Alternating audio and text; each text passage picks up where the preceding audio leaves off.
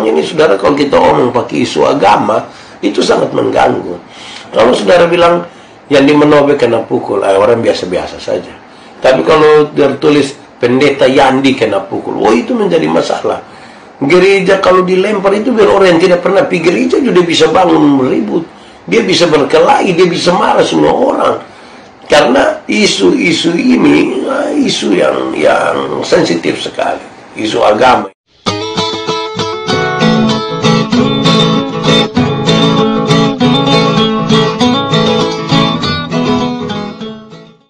Baik, Bapak Ibu Saudara yang dikasihi dalam Tuhan Yesus Kristus, di kesempatan sukacita ini saya ajak kita merenungkan satu bagian Alkitab terambil dari Kisah Para Rasul pasal 21 ayat 27 sampai ayat yang ke-40.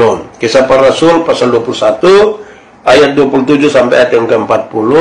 Saya akan bacakan buat kita semua. Paulus ditangkap. Ketika masa 7 hari itu sudah hampir berakhir, orang-orang Yahudi yang datang dari Asia melihat Paulus dalam bait Allah, lalu mereka menghasut rakyat dan menangkap dia sambil berteriak, "Hai orang-orang Israel, tolong!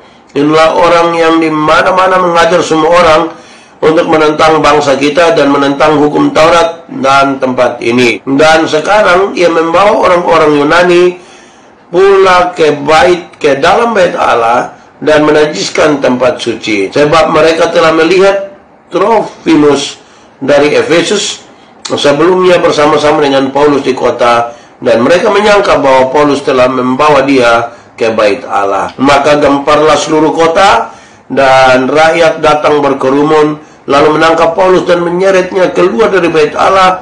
Dan seketika itu juga semua pintu gerbang bait Allah itu ditutup. Sementara mereka merencanakan untuk membunuh dia, sampailah kabar kepada kepala pasukan bahwa seluruh Yerusalem gempar. Kepala pasukan itu segera bergerak dengan prajurit-prajurit dan perwira-perwira dan maju mendapatkan orang banyak itu. Ketika mereka melihat dia dan prajurit-prajurit itu, berhentilah mereka memukul Paulus. Kepala pasukan itu mendekati Paulus, menangkapnya dan menyuruhnya mengikat dia dengan 2 rantai, lalu bertanya siapakah dia dan kepala pasukan itu dan apakah yang telah diperbuatnya. Tetapi dari antara orang banyak itu ada yang meneriakan kepadanya ini, ada pula yang meneriakan itu, dan oleh karena keributan itu ia tidak dapat mengetahui apakah yang sebenarnya terjadi. Sebab itu ia menyuruh membawa Paulus ke markas.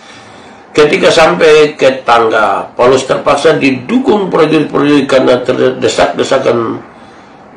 desak-desaknya orang banyak, dan berbondong-bondong mengikuti dia sambil berteriak, "Enyahkanlah dia." Paulus minta izin bicara.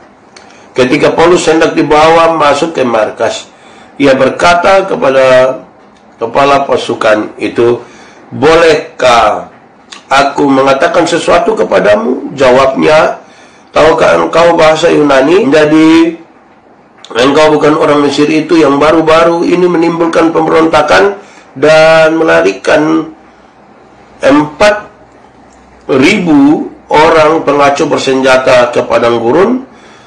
Paulus menjawab, "Aku adalah orang Yahudi dari Tarsus, warga dari kota terkenal di Kilikia. Aku minta supaya aku diperbolehkan berbicara kepada orang banyak itu." Sesudah Paulus diperbolehkan oleh kepala pasukan, pergilah ia berdiri di tangga dan memberi isyarat dengan tangannya kepada rakyat itu. Ketika suasana sudah tenang, mulailah ia berbicara kepada mereka dalam bahasa Ibrani. Katanya, "Baik, Bapak Ibu, saudara-saudara yang dikasihi dalam Tuhan Yesus, Shalom. Demikian firman Tuhan. Berbahagia setiap orang yang mendengar firman, memelihara dan melakukan dalam hidup setiap hari." Shalom. Apa kabar saudara-saudara semua? Salam sehat, salam sukacita buat saudara semua. Mohon maaf saya sedikit pilek dan sedikit mengganggu saudara-saudara, tapi semoga tidak menjadi sesuatu yang mengurangi sukacita saudara-saudara. Kesempatan ini saudara-saudara, saya mau ajak kita renungkan bagian ini cepat saja karena kondisi dan karena waktu kita yang sudah cukup larut. Saya akan menyampaikan beberapa catatan buat kita. Memang saudara-saudara, kalau hidup dalam fitnahan itu tidak baik. Kalau kita hidup dalam saling tuduh-menuduh itu tidak baik. Saudara kalau pernah merasakan fitnah, kalau saudara pernah merasakan apa ya, amin, kalau saudara pernah merasakan dituduh begitu padahal tidak benar, itu rasa tidak enak sekali. Kepingin balas, kepingin marah, kepingin semuanya. Tapi kondisi hari ini ketika kita membaca kisah tentang Paulus, kita melihat bagaimana roh itu bekerja di dalam dirinya dan dia coba untuk mensiasati semua itu dengan luar biasa.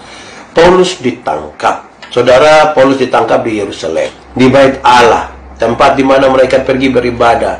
Justru di tempat itulah Paulus ditangkap. Saya membayangkan saudara-saudara, ternyata orang-orang yang sudah memberi diri begitu utuh kepada Tuhan, di tempat yang namanya Bait Allah pun bisa ada hal-hal yang kadang-kadang tidak mengenakan hati. Kadang-kadang sejumlah orang menjadi korban di sana.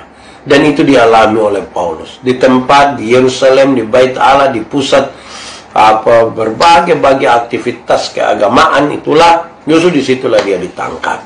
Kenapa dia ditangkap, saudara-saudara? Jawabannya adalah pembacaan tadi telah mengisyaratkan bahwa ada hasutan dari orang-orang Yahudi di Asia. Paulus dengan orang Yahudi itu mereka sama-sama Yahudi. Rupa-rupanya kalau kita sumara orang itu, ya kita mau dia pun kehancuran, kita mau dia pun kejatuhan, kita tidak mau dia aman, kita mau supaya kehidupannya itu terganggu sekali. Dan itu juga yang terjadi. Mereka memfitnah Paulus dan menuduh Paulus menentang bangsa Israel dan hukum Taurat. Ini sangat sensitif. Ketika berbicara tentang bangsa Israel, berbicara tentang hukum Taurat, itu sangat sensitif di kalangan ini. Apalagi ini terjadi di Bait Allah. Saya kira ini sangat-sangat sensitif. Rupanya para penuduh dan para pemfitnah ini mereka memahami sebuah kondisi psikologi waktu itu. Karena ini ada di Bait Allah. Ketika bicara hal-hal yang punya konten ibadah dan lain sebagainya itu kepercayaan, keyakinan itu akan sangat bisa mempengaruhi banyak orang. Dan itu yang dimanfaatkan. Apalagi Paulus dituduh sebagai orang yang menajiskan Bait Allah. Bisa bayangkan saudara-saudara, tuduhan-tuduhan ini sangat serius. Dan oleh karena tuduhan-tuduhan itu, maka seluruh kota menjadi gempar. Orang ini, saudara, kalau kita omong pakai isu agama, itu sangat mengganggu. Kalau saudara bilang, yang di Menobe kena pukul, orang biasa-biasa saja. Tapi kalau tertulis pendeta Yandi kena pukul, itu menjadi masalah. Gereja kalau dilempar itu, biar orang yang tidak pernah pergi gereja juga bisa bangun meribut. Dia bisa berkelahi, dia bisa marah semua orang. Karena isu-isu ini, isu yang sensitif sekali. Isu agama ini. Makanya mesti dikelola dengan baik. Ini masyarakat di kota itu menjadi sangat gempar. Lalu dalam kegemparan itu, mereka makin diarahkan bahwa biang keroknya, biang keladinya itu adalah Paulus. Karena biangnya ada di Paulus, maka mereka merencanakan sebuah pembunuhan. Saudara-saudara bayangkan betapa luar biasa ini keadaan. Kenapa? Karena orang-orang yang terhasut itu bukan berdiam diri. Mereka merencanakan pembunuhan. Ini terjadi di Bait Allah sampai upaya untuk menghilangkan nyawa dari seseorang. Saya rasa bahwa ini penghargaan kita terhadap kemanusiaan, kepada apa yang kita imani ini tambah hari semakin jauh kalau situasi ini terjadi.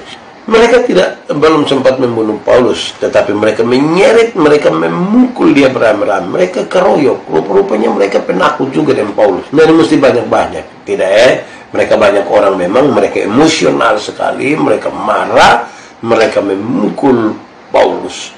Paulus ditangkap. Ketika berita sampai kepada para perwira itu, mereka datang, mereka menangkap Paulus. Bukan saja mereka menangkap, tetapi mereka merantai dia dengan 2 rantai sekaligus. Seperti apa kejahatan yang dia buat. Nah, hanya karena tuduhan-tuduhan itu, Paulus diperlakukan dengan sangat-sangat keji. Korban fitnahan itu bisa membawa kematian, bisa membawa kebencian, perpecahan, dan lain sebagainya. Yang suka memfitnah orang lebih berhenti sudah. Yang suka menuduh-menuduh itu, ya lebih baik stop, sudah kasihan. Korban nanti berjatuhan di mana-mana. Nah, saudara-saudara, yang menarik adalah kalau kita baca pembacaan ini terus sampai pasal 22 kira-kira, saudara-saudara, kita menemukan bahwa dalam kondisi seperti itu, dalam kondisi di mana dia babak belur, kan dia dipukul, dalam kondisi dia dirantai, dalam kondisi di mana kota itu sangat ribut, kacau sekali, dia tetap memberitakan Injil, dia tetap bersaksi dalam kesulitan yang luar biasa. Dia bersaksi. Kalau kita baca pasal 22, bagaimana dia bersaksi tentang dirinya, bagaimana Tuhan mendapatkan dia, bagaimana dia bertobat dan mengikuti Tuhan Yesus. Dia menyatakan itu dalam sebuah kondisi yang tidak aman. Dia sementara ada sakit lebam, kemungkinan dia ada dalam keadaan babak belur karena dipukul oleh banyak orang. Dia sementara dirantai, tapi itu ternyata tidak bisa merantai kerinduannya untuk menyatakan sesuatu. Bukankah ini sebuah kegilaan? Lalu apa sesungguhnya yang terjadi? Roh Kudus tinggal di dalam dia. Roh Kudus memampukan dia untuk melakukan itu. Roh Kudus membuat dia menjadi sangat-sangat mampu untuk melakukan hal-hal yang tidak mungkin dilakukan oleh banyak orang selain dia yang dipenuhi oleh Roh Kudus. Karena apa? Karena oleh kekuatan itulah dia mampu untuk terus bersaksi dalam situasi-situasi penuh dengan kesulitan. Baik saudara-saudara, dua soal ini menjadi sesuatu yang penting bagi kita. Pertama, memang tidak baik kalau orang menuduh, tidak baik kalau orang memfitnah. Janganlah kita menjadi bagian dari para pemfitnah, para penuduh. Tidak baik bagi mereka. Karena kita juga tidak rindu kalau kita difitnah, kalau kita dituduh oleh orang lain. Berhentilah. Yang kedua, saudara-saudara, dalam situasi seperti apapun, Injil tetap mesti diberitakan. Siap sedialah segala waktu. Baik itu baik waktunya, baik juga tidak baik waktunya. Baik kepada orang-orang yang membenci kita, baik kepada orang-orang yang sayang sama kita. Baik kepada situasi di mana sepertinya sudah tidak ada harapan lagi, tapi berita-berita ini tetap harus dinyatakan. Saudara-saudara, catatan yang berikut saya ingin sampaikan, hati-hati bahwa kejadian-kejahatan yang terjadi di sekitar Bait Allah. Ini cukup mempengaruhi kita hingga hari ini, karena isu-isu yang sensitif tentang agama, orang menjadi bodoh, orang menjadi buta, orang bisa saling membunuh, orang bisa saling menghancurkan. Padahal kita mengatakan bahwa agama itu berasal dari kata A dan gama, A artinya tidak dan gama artinya kacau. Berarti agama berarti tidak kacau, pasti penuh kedamaian, penuh kebaikan. Tapi justru orang terprovokasi, orang-orang yang mengaku beragama itu mereka terprovokasi untuk saling menghancurkan, saling meniadakan satu dengan yang lain. Agama satu menghina, agama satu menghina yang lain. Agama yang lain itu berusaha untuk mempertahankan diri sekaligus upaya untuk menjatuhkan yang lain, mencari sejumlah fakta yang kadang-kadang dengan argumentasi yang sebenarnya dangkal sekali, lantas kita berusaha untuk saling menyalahkan. Semoga saudara-saudara, kita dalam kondisi apapun kita tetap menjaga apa yang menjadi bagian kita laksanakan. Apa yang menjadi bagian Tuhan, biar Tuhan yang laksanakan. Jangan kita paksakan semuanya ada pada kita saja. Itu cukup bermasalah. Itu cukup tidak baik lah bagi kita. Nah, baik saudara-saudara, catatan kita yang terakhir adalah bahwa kita semua mungkin pernah mengalami merasa bagaimana dituduh, difitnah, tidak baik. Kita kadang-kadang dituduh dan difitnah itu bisa membuat kita marah, kepingin balas dendam dan sebagainya. Tetapi pembacaan ini cukup baik, saudara-saudara, untuk menolong kita memahami bahwa kalau Roh Kudus itu betul-betul ada di dalam kita, kita buka hati kita dan mau benar-benar menerima Roh Kudus, cara pandang kita dan sikap kita berhadapan dengan berbagai-bagai fitnahan, berbagai-bagai tuduhan, justru tetap akan berujung nanti kepada kesaksian-kesaksian kita. Tidak gampang memang, saudara.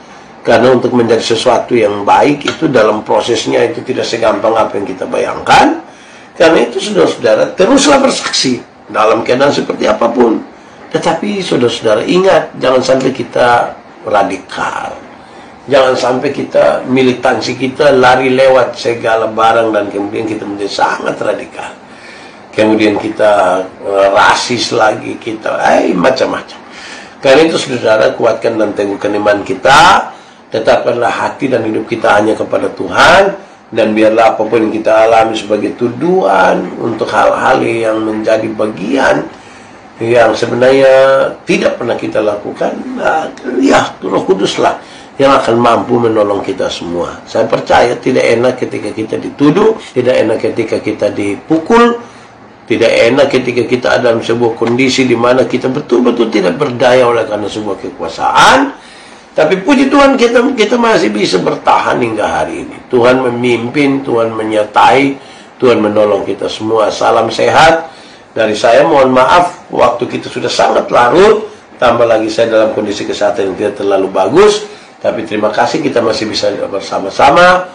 Semoga malam hari ini penuh dengan sukacita. Saudara merenungkan yang biasa kena tuduh atau suka baku tuduh, fitnah, lebih baik kita diam-diam sudah, karena itu sangat menyakiti orang.